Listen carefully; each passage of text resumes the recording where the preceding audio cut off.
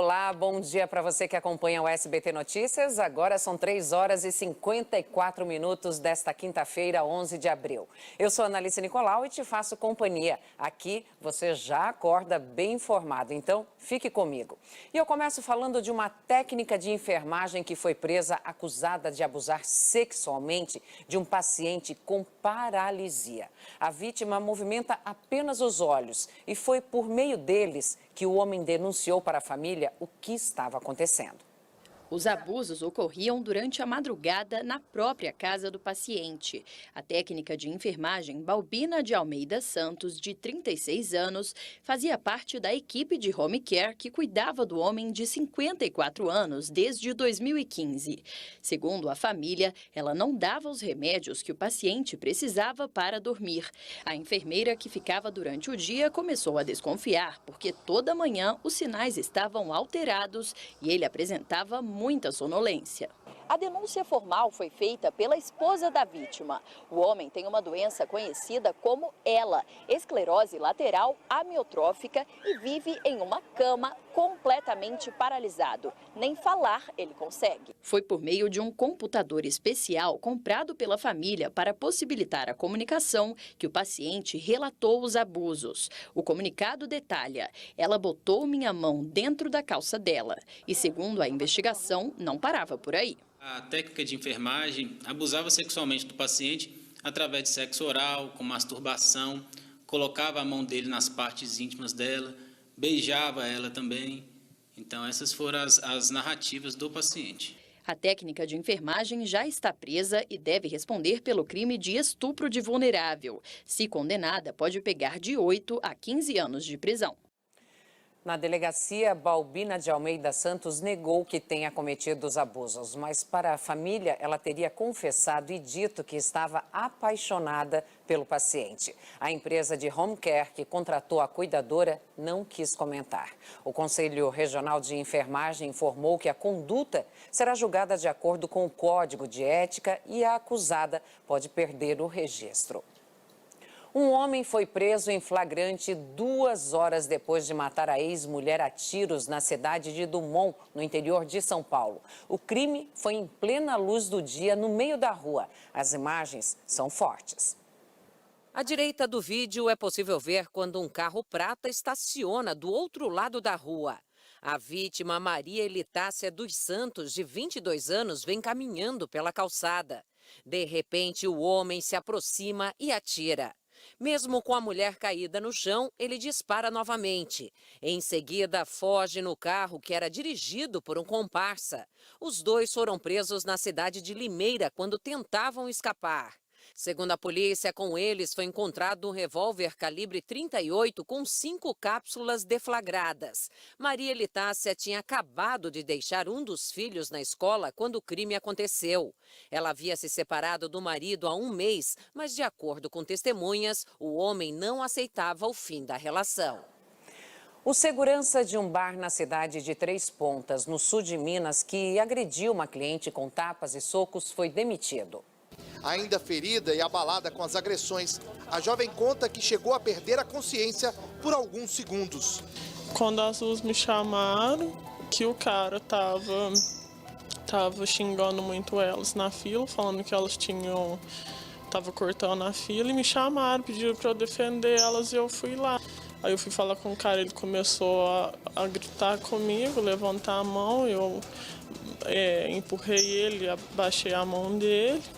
O segurança lá veio e eu fui falar com ele. Aí ele até então tava defendendo o cara. Ele veio falando que o cara estava certo. E foi até o momento que eu estiquei a mão, falei, você vai defender ele? Foi no momento que ele me empurrou e eu fui e acertei o tapa nele. Aí depois disso eu já não lembro mais tudo que aconteceu. As pessoas que estão em volta tentam separar os dois, mas o funcionário continua segurando a vítima pelos cabelos.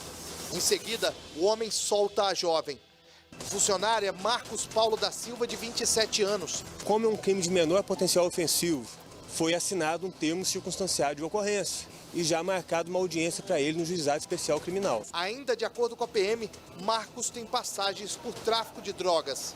O dono do bar preferiu não gravar a entrevista, mas disse que o funcionário foi demitido na noite das agressões e que a empresa se dispôs a dar toda a assistência necessária à vítima. Eu quero que a justiça seja feita para que ninguém precise passar por isso mais, nenhuma mulher, porque ninguém merece. E olha só esse caso, um homem que estaria sendo levado para ser julgado num chamado Tribunal do Crime foi libertado em Guarulhos, na Grande São Paulo. O repórter Marcelo Bittencourt tem os detalhes desse caso. Marcelo, bom dia. Essa vítima chegou a sofrer algum tipo de agressão e os suspeitos foram presos? Excelente dia para você também, Analice. Deixa eu explicar esse caso que realmente é muito complicado. Policiais civis de Guarulhos, na Grande São Paulo, estavam fazendo uma operação para combater desmanches clandestinos ali na região de Guarulhos. Chegou até um galpão, lá 2 pessoas foram presas, 5 carros foram apreendidos. Nesse exato momento, um investigador que estava do lado de fora acabou percebendo quando um veículo preto passou com 5 pessoas no interior do carro.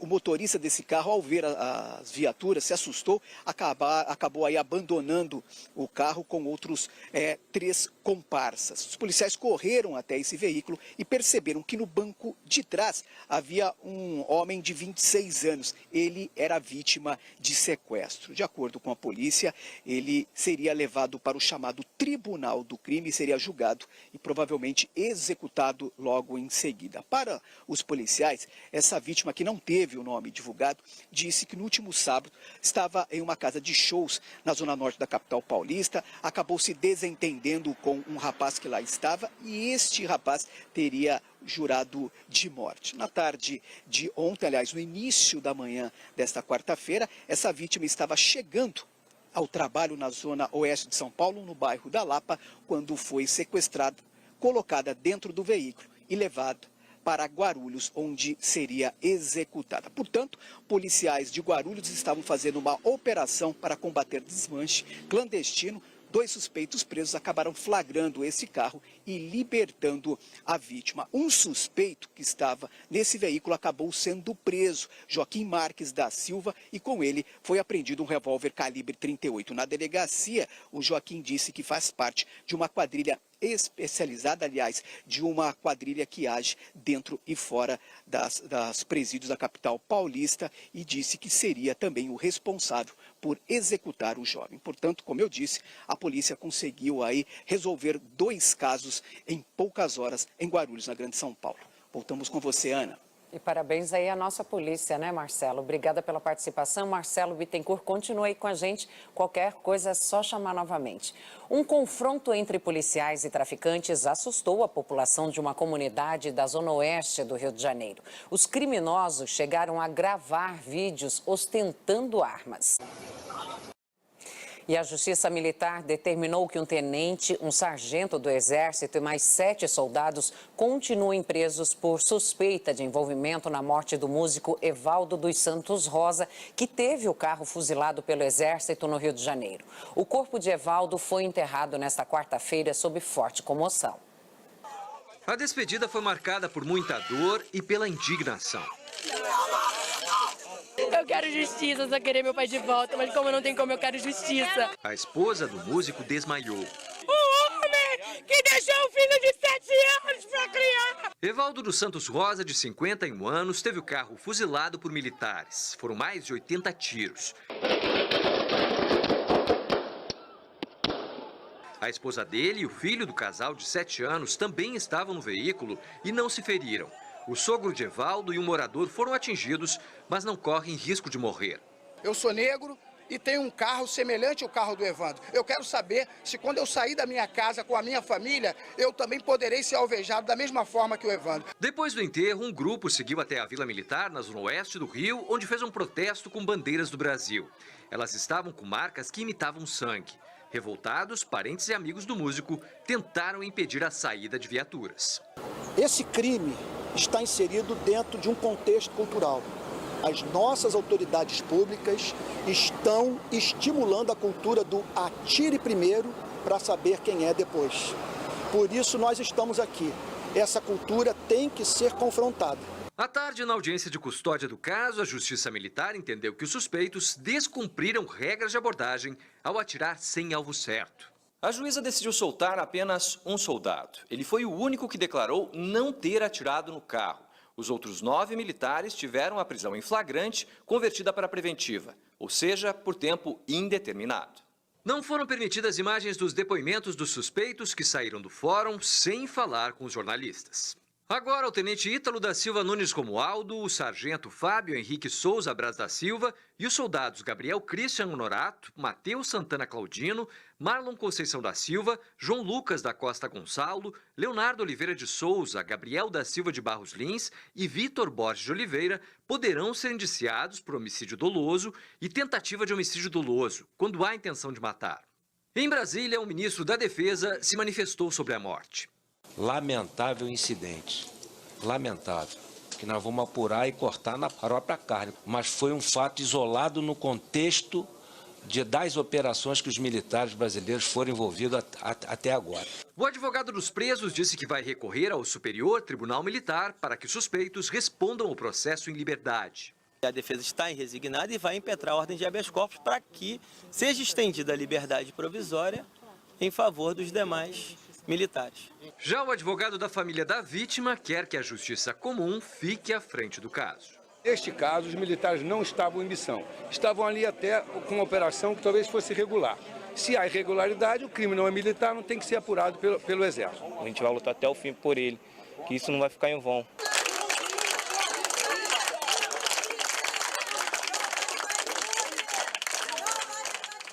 E foram enterrados os corpos de 4 das 10 pessoas que morreram vítimas da chuva que atingiu o Rio de Janeiro nesta semana. Emocionados, familiares se despediram da menina de 6 anos que foi encontrada soterrada em um táxi ao lado da avó.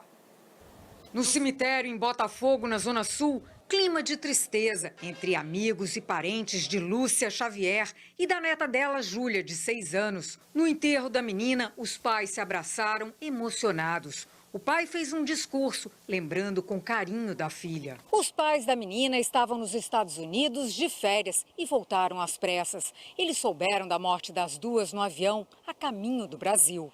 A avó e neta morreram durante o temporal da segunda-feira, quando o táxi em que estavam foi atingido por uma pedra na ladeira do Leme. Elas tinham saído de uma festa de aniversário em um shopping próximo. Lindenberg passava pelo local e conta que viu um primeiro deslizamento. Ele conseguiu avisar outros motoristas, inclusive o que levava a Lúcia. Eu bati no carro, no táxi que ela estava, eu bati no vidro, o taxista abriu e informei que não tinha caído só a árvore, que tinha desmoronado, tinha escombros também junto com as árvores. Eu fiquei em prantos porque eu fui o último a sair dali, eu olhei tudo e em nenhum momento eu imaginei que ia ficar 3 pessoas para trás e dentro delas uma criança. O motorista do táxi também morreu. Parentes de Marcelo Tavares estiveram no IML, mas não quiseram gravar entrevista. O local chegou a ficar 4 horas sem energia elétrica, ainda por causa da chuva. Um colega de trabalho lembrou como era Marcelo. Muito batalhador, cuidava da mãe, cuidava das filhas, sempre presente, entendeu, com a família. Em outro cemitério da cidade, o Caju, no centro, foi enterrado o corpo de Guilherme Fontes, de 30 anos. Ele estava na Rocinha, onde tinha ido comprar carne para comemorar o próprio aniversário, quando caiu da garupa de uma moto e foi levado pela correnteza. Pela manhã foi enterrado o corpo de Reginaldo Exidro da Silva. Ele morreu afogado depois que tentou passar por uma ponte que foi levada pela correnteza na favela do Rola, na Zona Oeste. O corpo de Leandro Ramos, de 40 anos, deve ser enterrado nesta quinta. Ele levou um choque enquanto limpava o ralo na casa dele, também na Zona Oeste. A família de Doralice e Gerlaine do Nascimento, irmãs que morreram soterradas no Morro da Babilônia, na Zona Sul, informou que o enterro delas está previsto para esta quinta-feira.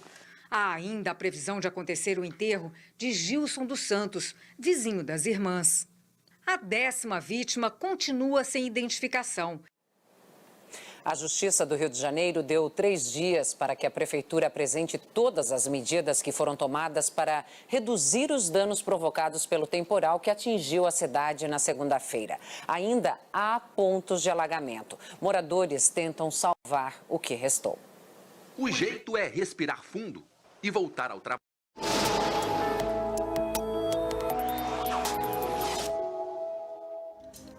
As imagens do satélite mostram nuvens em boa parte do país. A área de baixa pressão que tem provocado temporais em parte do Sudeste se afasta do continente e diminui as instabilidades na região. No Norte e Nordeste há previsão de chuva, principalmente entre o Amapá e o Ceará, onde pode chover a qualquer hora do dia. No Sul, uma nova frente fria avança pelo Rio Grande do Sul e espalha chuva fraca. Em Curitiba, o dia começa com frio de 13 graus. No Recife, amanhã será abafada com 26. À tarde, a máxima chega aos 37 graus em Boa Vista, 33 em Cuiabá e 27 em Florianópolis. No Rio de Janeiro, o sol aparece e a chance de chuva é pequena, máxima de 28 graus. Em Macapá e em São Luís, dia fechado com chuva a qualquer hora e também faz 28. Na capital paulista, o tempo fica firme e a temperatura segue em elevação com máxima de 25 graus.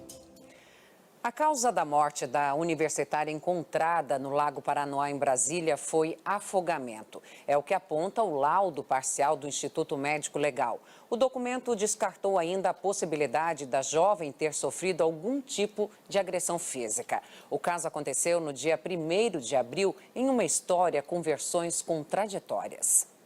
Natália Costa, de 19 anos, participava de um churrasco num clube à beira do Lago Paranoá. Testemunhas contaram que o Wendel Yuri de Souza Caldas, também de 19 anos, foi a última pessoa vista com a jovem. Na delegacia, ele negou ter ido ao lago com a garota. Em depoimento, disse que foi tomar uma ducha por estar embriagado. E lá se encontrou com Natália. O rapaz disse que tinha namorada e por isso a estudante teria mordido o braço dele. Ainda segundo a versão de Wendel, ela seguiu sozinha para a água. Mas a família da universitária contestou essa versão. Imagens não divulgadas pela polícia teriam registrado a moça descendo o barranco correndo e conversando com Yuri, à beira do Paranoá. Pouco depois, o Wendel deixou o lugar e foi embora sozinho.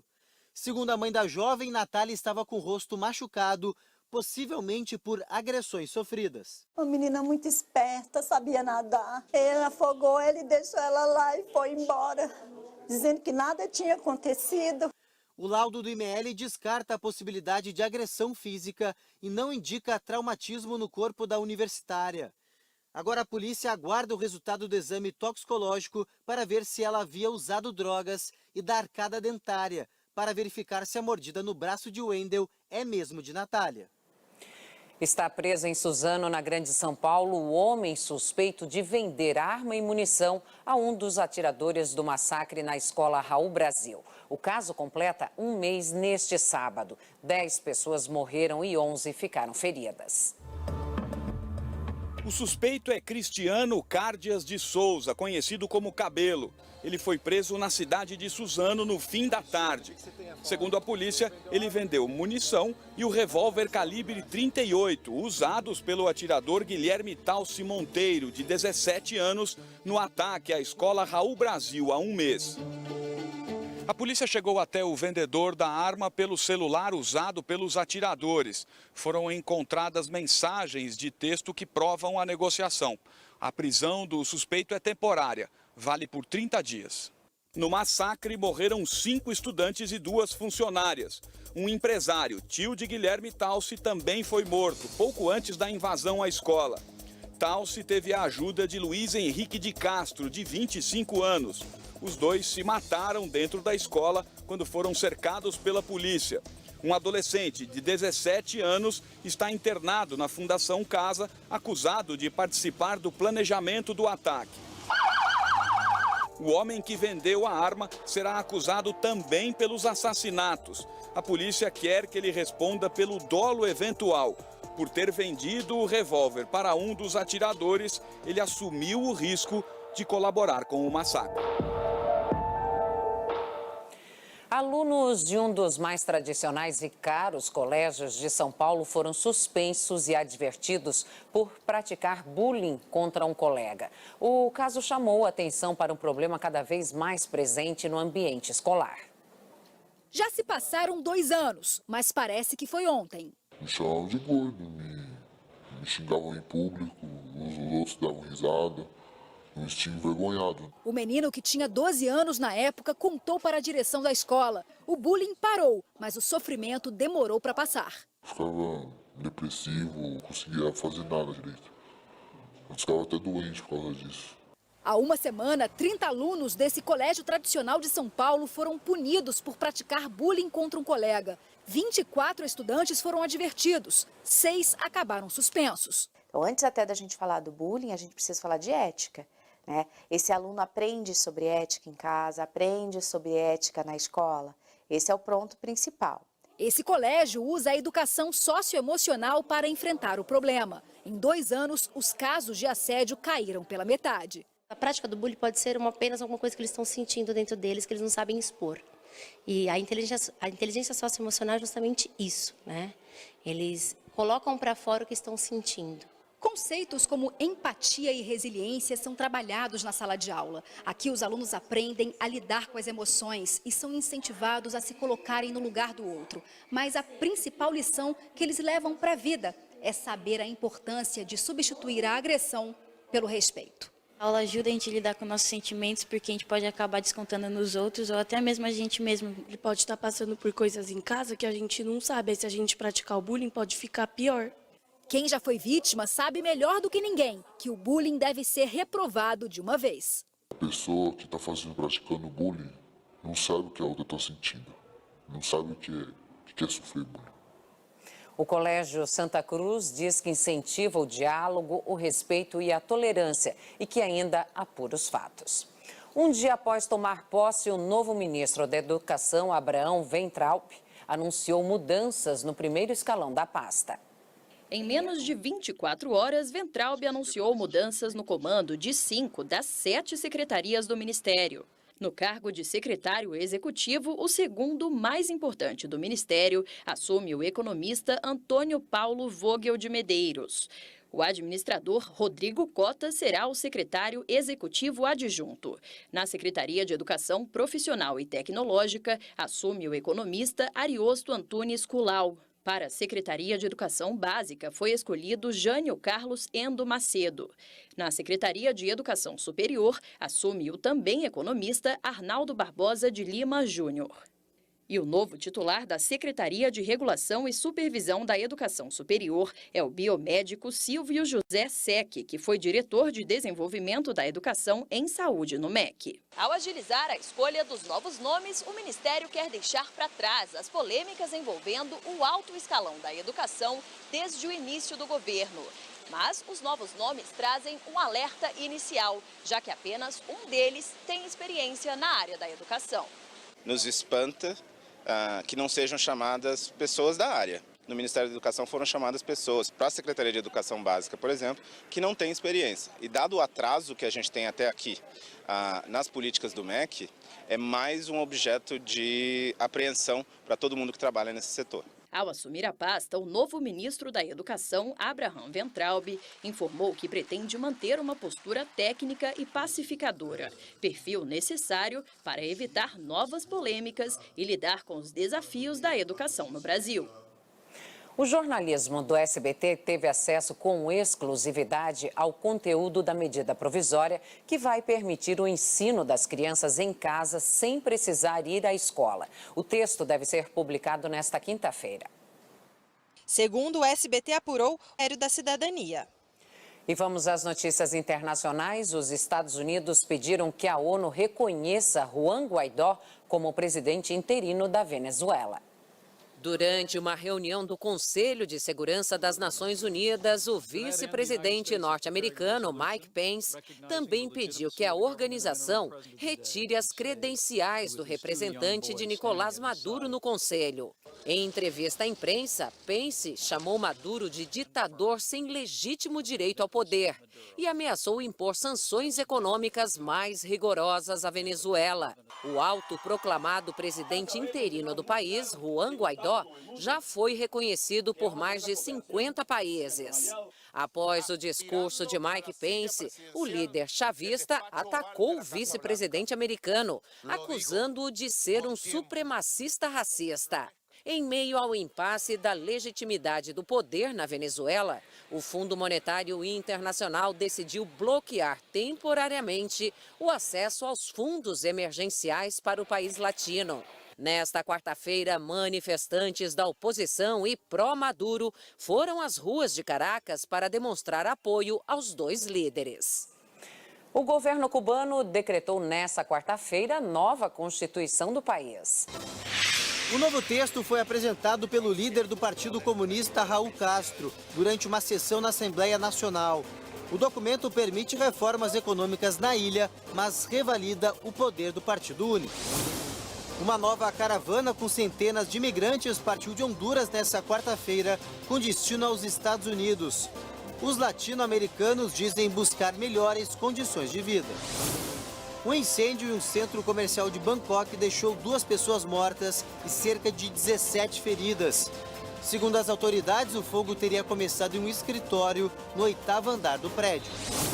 Já passa de 1.000 o número de mortos após a passagem do ciclone Idai no sul da África. Só em Moçambique, mais de 600 pessoas morreram. O país também registrou aumento nos casos de cólera, cerca de 4.000. E de volta às notícias aqui do Brasil, a polícia apresentou integrantes de uma quadrilha especializada em roubar casas de alto padrão em Belo Horizonte. Segundo os policiais, o grupo agia com violência em busca de dinheiro, cofres e joias. Foram 7 meses de investigação que resultaram na prisão de 6 criminosos e na recuperação de uma grande quantidade de joias, dinheiro e eletrônicos. Eles eram bastante violentos, intimidadores, eles entravam nas residências e, se encontrassem alguém, eles amarravam, ameaçavam toda hora, empunhando arma de fogo. Crianças, idosos, eles não tinham pena de ninguém. Qualquer pessoa que estivesse no local era amarrado, era colocado dentro de armários. E eles subtraíam o que eles achavam que tinham de valor no local e a todo momento eles ameaçavam as vítimas procurando o cofre.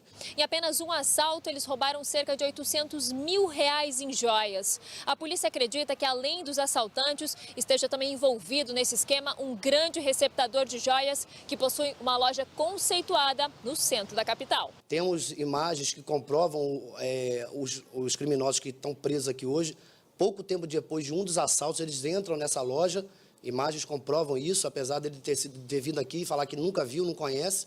Será representado pela sua prisão. Ronald Guimarães Vilar e Anderson Teixeira Alves foram presos esta semana.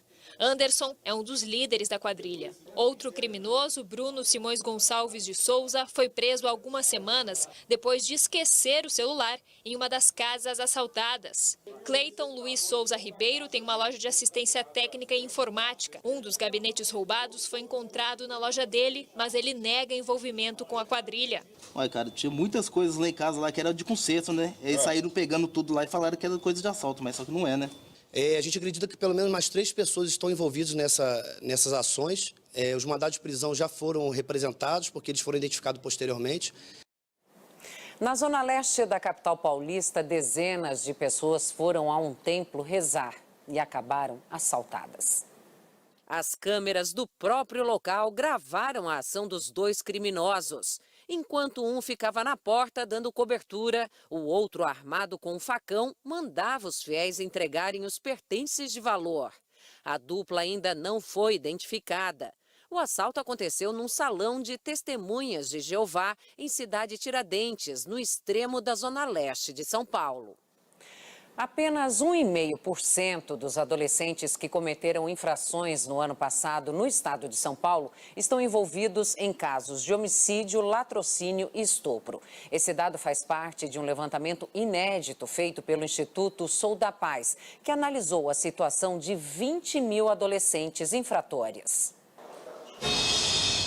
As histórias dos adolescentes envolvidos com o crime são únicas, mas quase sempre tem algo em comum. Eu estava para fazer 14. Foi quando um dos meus amigos me chamou para ir roubar com ele. Foi meu primeiro contato com o crime. Aos 16, a primeira internação na Fundação Casa, dessa vez por tráfico de drogas. Mas sempre morou em casa, por aluguel, e tinha vez que era difícil pagar o aluguel, aí tive que fazer isso, né, só. Esse outro jovem viu o pai ser assassinado a tiros dentro de casa aos 6 anos. Com uns 12, parei de brincar, de pega-pegas, quando começou a cabular a aula. Começamos a ir roubar todo dia celular. O Instituto Sou da Paz analisou as mais de 20 mil apreensões de menores de idade em São Paulo no ano passado. Os adolescentes foram responsáveis por 9% de todos os crimes registrados no estado em 2018. 1,5% desses menores está envolvido em casos graves, como homicídios, latrocínios e estupros. Isso mostra pra gente que essa concepção de que boa parte da violência é praticada por adolescentes, os adolescentes eles são responsáveis pela maior parte da violência, não encontra respaldo nos dados. Outros dados que levam em conta apenas os jovens que estão sob a tutela do Estado trazem resultados parecidos.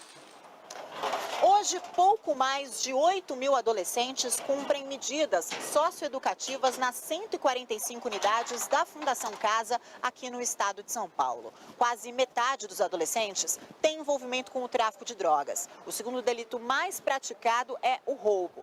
Os menores que cometeram assassinatos ou assaltos que terminaram em mortes não chegam a 3%. Tramitam no Senado projetos que prevêem a redução da maioridade penal de 18 para 16 anos. O secretário da Justiça de São Paulo, que também é presidente da Fundação Casa, alerta sobre o perigo de fazer com que adolescentes cumpram pena com criminosos adultos. Não me parece que seja adequado, porque isso seria realmente trazer os menores que já têm uma deficiência de formação, de agregação familiar, eles vão ser colocados numa escola do crime, que são os presídios onde as facções têm lá os seus tentáculos. Isolados pelos muros, adolescentes inseridos numa rotina de violência desde muito cedo ainda sonham mudar de vida. Pretendo arrumar outras amizades, voltar a estudar. E você vai ver a seguir. Médico ginecologista condenado por abusar de pacientes é preso em São Paulo. Pai e filho donos de joalheria são assassinados durante assalto no Rio Grande do Sul. Ônibus do Palmeiras é apedrejado por torcedores antes de vencer partida da Libertadores. O SBT Notícias volta já.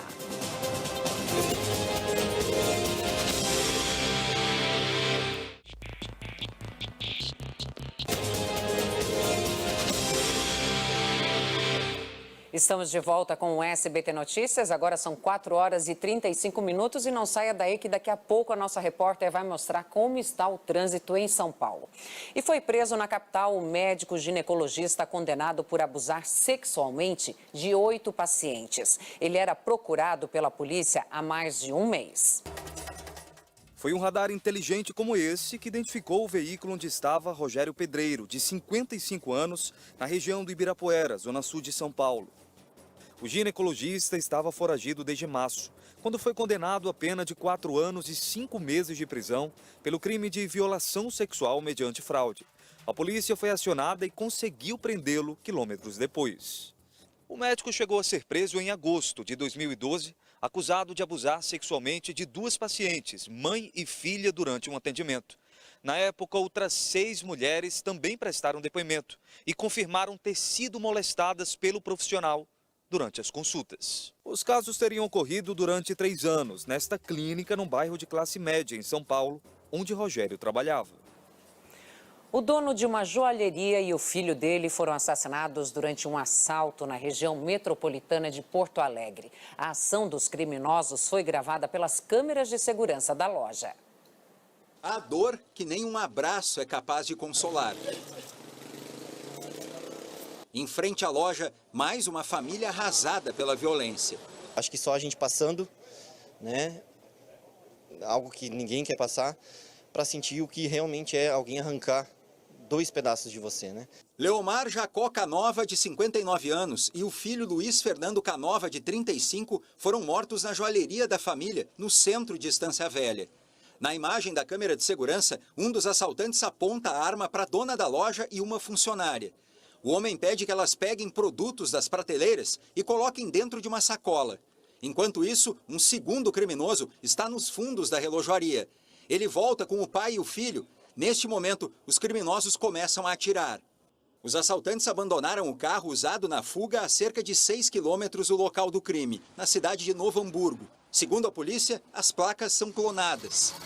A suspeita é de que um segundo veículo aguardava a dupla. Pai e filho foram atingidos na cabeça e morreram na hora.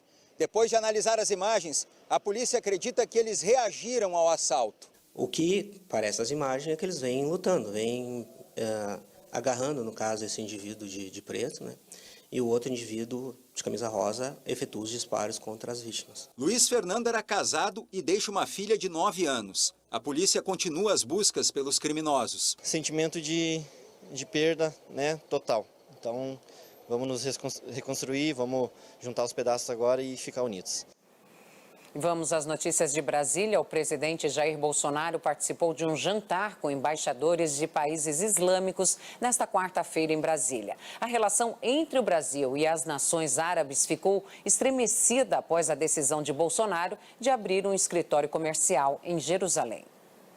Fechado para a imprensa, o jantar reuniu 37 embaixadores de países islâmicos com representação no Brasil. Em um discurso breve, o presidente Jair Bolsonaro disse que pretende reatar os laços com estas nações e que deve visitá-las ainda neste ano.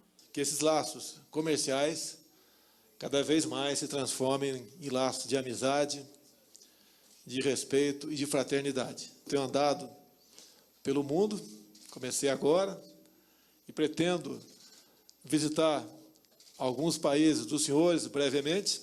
O evento foi organizado como forma de aproximar o governo brasileiro aos países árabes. Essa relação ficou estremecida depois da viagem de Jair Bolsonaro a Israel e de algumas declarações do presidente, como a da criação de um escritório brasileiro em Jerusalém, o que levantou a possibilidade do corte das importações da carne do Brasil.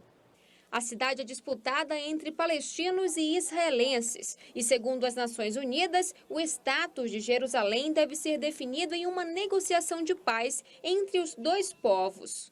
Depois do jantar, o embaixador da Palestina no Brasil disse que o gelo foi quebrado. Esta oportunidade única, desde que Sua Excelência, o senhor presidente, assumiu o poder, para quebrar o gelo, depois de uma série de notícias que não fizeram bem para as relações bilaterais. Em tom de brincadeira, o ministro das Relações Exteriores respondeu: Nunca houve gelo, o Brasil é um país quente, o gelo derrete muito rapidamente. Perguntado sobre o escritório em Jerusalém, o ministro Ernesto Araújo não disse nada. Mas o deputado Eduardo Bolsonaro, filho de Jair Bolsonaro, afirmou que é uma decisão do presidente. Essa questão não chegou ao Brasil, até porque não foi assinado nenhuma espécie de acordo. A transferência da embaixada não passa por um acordo a ser internalizado pelo Congresso Nacional. Então, essa pergunta, na verdade, cabe muito mais ao presidente da República do que para o presidente da Comissão de Relações Exteriores. A ministra da Agricultura, que até citou o Alcorão em seu discurso, garantiu que a relação de amizade entre os países está fortalecida. O Brasil continuará cada vez mais firme nessa determinação de ser um país amigo de todos os países, e o nosso papel da agricultura é cada vez mais fortalecer, além da amizade, o negócio da agropecuária brasileira. E cumprindo o que já havia sinalizado, o ministro das Relações Exteriores, Ernesto Araújo, tirou Sérgio Amaral do cargo de embaixador do Brasil nos Estados Unidos. Sérgio Amaral representava o Brasil em Washington desde 2016. Ele foi transferido para o escritório do Itamaraty, em São Paulo. Diplomata desde 1971, Sérgio Amaral já representou o Brasil no Reino Unido, na França, e era a sua terceira passagem por Washington. E agora vamos falar de futebol. Pela Copa Libertadores, o Grêmio venceu o Rosário Central da Argentina em casa por 3-1 e reagiu na competição. O Cruzeiro foi outro brasileiro a se dar bem e goleou o Huracán, também da Argentina, por 4-0. Já o Atlético Mineiro perdeu mais uma e se complicou no torneio. O time mineiro foi até o Paraguai enfrentar o Cerro Porteño e saiu na frente com o atacante Ricardo Oliveira. Mas aos 30 de falta, a Costa empatou para o Cerro. A partir daí, o domínio foi total do time paraguaio. 3 minutos depois, veio a virada. Após uma tabela, Carrizo marcou de fora da área.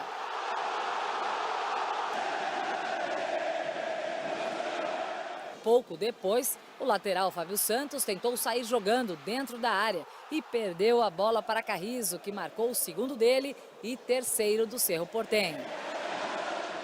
No final do primeiro tempo, mais uma falha da defesa mineira, que bateu cabeça e deixou a bola para o atacante Larrivei, livre marcar. Final, Cerro Porteño 4, Atlético Mineiro 1. Com o resultado, o time brasileiro ficou perto de ser eliminado da Copa Libertadores. Já outro brasileiro a entrar em campo, o Palmeiras recebeu o Júnior Barranquilla da Colômbia e venceu por 3-0. A equipe está na segunda colocação do Grupo F com 9 pontos. Na chegada ao estádio, o ônibus da delegação palmeirense foi atacado por alguns torcedores, que arremessaram pedras e garrafas em protesto pela eliminação da equipe no Campeonato Paulista. E mudando de assunto, começou nesta quarta-feira o julgamento do ex-policial conhecido como Bola. Condenado pelo caso Elisa Samúdio em 2013, ele é acusado de matar um motorista em 2009. Bem visto, e um novo julgamento foi realizado. Você está assistindo ao SBT Notícias, agora são 4 horas e 45 minutos e neste momento faz 24 graus em Belém. E olha só, criminosos furtaram baterias de carros de uma concessionária de veículos em Curitiba. Uma oficina mecânica na região foi alvo do mesmo tipo de crime. Os comerciantes sofrem com prejuízo. As câmeras da loja de carros registraram parte da ação dos ladrões, que acontece sempre de madrugada. Abaixados, eles circulam entre os veículos sem chamar a atenção. Repare que a moto da empresa de segurança chega até o local. O bandido percebe e foge em seguida sem levar nada. Mas essa não tem sido a regra. Em 1 mês e meio foram 3 furtos. Os ladrões levam as baterias dos carros, deixando para trás um enorme prejuízo. A loja que vende carros seminovos e usados fica no Auer. O gerente já não sabe mais o que fazer. Ele manda arrumar as telas, as cercas elétricas, mas os ladrões não desistem. Eles arrebentam tudo. Eles chegam com um alicate, não sei qual é a ferramenta que utilizam, chegam, abrem, arrebentam toda a grade no espaço, entram, só que eles entram agachados, praticamente deitados, daí já vão indo para não pegar sensor, chegam em um carro, o outro, tiram bateria, levam para fora, assim que conseguem o que querem, simplesmente vão embora. Todos os funcionários já estão desanimados com a frequência dos furtos. Chega a dar aquele impacto já. Nisso já acaba teu dia, você trabalha sem ânimo. A onda de furtos vem atingindo outros comerciantes do bairro. Esse mecânico registrou com o próprio celular todo o prejuízo deixado pelos ladrões. 6h20 agora da manhã. O cara encostou um carro aqui, ó, com alarme disparado. Mexeu aqui nesse carro aqui, ó, olha as marcas. Mexeu nessa palha aqui, arrancou até gasolina. Ó, os marcos no chão. Olha o que aconteceu. Abriu aqui o capô, levou a bateria. Tirou até a gasolina do palio. Levou o som do Fox também. Todos esses produtos furtados têm destino certo. O problema em si, além do ladrão e tudo mais, é a receptação, né? Porque, ou seja, a gente gasta uma fortuna com bateria. Vem o ladrão, leva, tá, chega em qualquer pessoa, qualquer outro lugar, que nem do outro lado da BR ali. Leva a bateria ali e o pessoal compra por 10, 15, 20 reais. Sendo uma bateria, às vezes, nova, que custa 300 por aí. O 20º Batalhão da Polícia Militar, responsável pelo patrulhamento aqui da região, disse em nota que faz sim rondas sistemáticas para coibir a criminalidade. A PM também fez um apelo para que as pessoas não deixem de registrar o boletim de ocorrência para ajudar nas investigações. Na primeira vez foi procurado a polícia. O restante já nem procuramos mais porque realmente não adianta de nada. E a polícia prendeu um dos maiores receptadores de carros roubados do interior de São Paulo. O criminoso também adulterava placas e chassis dos veículos. De longe parece um carro comum, mas este é um dublê. O veículo foi roubado em janeiro deste ano em Uberlândia, Minas Gerais. Foi entregue para Elson Martins da Silva, de 51 anos, no estado de São Paulo, para ser adulterado. As placas foram trocadas e são de um carro do mesmo modelo que está regularizado. Elson não teve tempo de adulterar a numeração dos vidros. Ele foi preso em flagrante e o veículo apreendido pela Delegacia de Investigações Gerais de Rio Preto. Os policiais investigavam o receptador e adulterador de veículos há pelo menos 6 meses. Ele já havia sido preso aqui em Rio Preto em outubro do ano passado pelos mesmos crimes e mesmo assim não parou de atuar. Era considerado até uma espécie de referência pelas quadrilhas de roubos e furtos de veículos. Ele é muito conhecido como adulterador de sinal identificador de veículos e o pessoal que tem carro roubado o procura para que ele faça clonagem. Bem superficial, vidros, numeração de chassi no vidro e placa de veículos somente. E constantemente ele é surpreendido com veículos produtos de roubo ou furto. Elson é um velho conhecido da polícia. Pratica esse tipo de crime há quase 10 anos. Só os investigadores da DIG já apreenderam 5 carros com ele em outras ocorrências. Os policiais sabem que Elson recebia as placas para adulteração através de uma transportadora e querem saber também de onde vinham os lacres do Detran. A gente não acredita que tem alguém de dentro do Detran, mas alguém que forneça ao Detran. A Associação Brasileira de Agências de Publicidade lançou nesta quarta-feira um guia com diretrizes para combater a corrupção no mercado publicitário. A publicação apresenta uma lista de práticas para evitar fraudes e aumentar a transparência. Foram 9 meses elaborando o documento que reúne em 54 páginas um guia de boas práticas e medidas para combater a corrupção nas empresas e proteger as 3.700 agências de publicidade do país de fraudes e situações irregulares. Na contramão da crise, as agências de publicidade geram 55 mil empregos diretos e mais de 500 mil indiretos no país. Por isso, a importância de um guia como esse para o setor, uma atividade que gera tanto crescimento econômico, precisa ser movida pela ética. É como se fosse um livro de receita e agora cada agência vai implementar e fazer o seu prato, seguindo essas regras. Isso foi muito importante para que todas as agências, grandes ou pequenas, tivessem clara noção do que é possível e necessário até para a sua sobrevivência como empresa. Com o lançamento do guia, a entidade quer agora que as diretrizes sejam aplicadas no dia a dia das agências. Com isso, as empresas devem padronizar processos, aumentar a transparência e o nível de profissionalismo. Agora vamos direto conversar com a repórter Fernanda Trigueiro, que está circulando pela capital paulista e traz para a gente as informações sobre o tempo e o trânsito na cidade. Fernanda, bom dia. O friozinho continua ou as temperaturas devem subir nesta quinta-feira, hein? Oi, Ana, bom dia para você, bom dia para todo mundo. As temperaturas caíram mesmo aqui na capital, né? Agora os termômetros marcam, neste momento, uma temperatura média de 19 graus, mas o tempo deve esquentar nessa quinta-feira, viu, Ana? A máxima vai chegar aos 25 graus.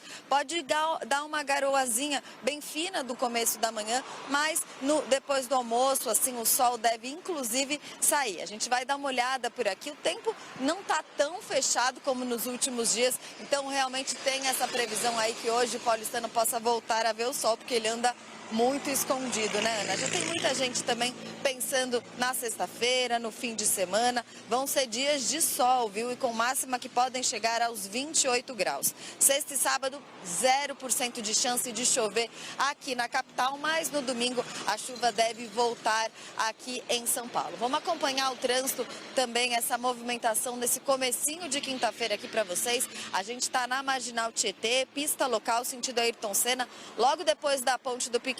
Olha só, Ana, pelo horário a movimentação já está bastante intensa por aqui, então para você que está saindo de casa e se arrumando para poder trabalhar, ou que trabalhou a madrugada inteira e está voltando de casa, atenção aí nessa quinta-feira. A gente lembra também que o rodízio vai valer a partir das 7 horas da manhã.